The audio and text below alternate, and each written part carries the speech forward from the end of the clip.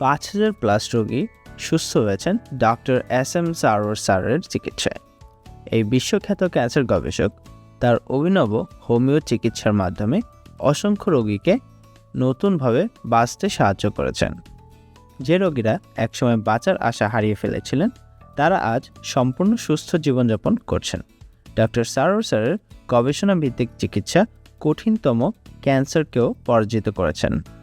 সুতরাং সিরিয়াল দেওয়ার জন্য আজই যোগাযোগ করুন নিচে দেওয়া নাম্বারে।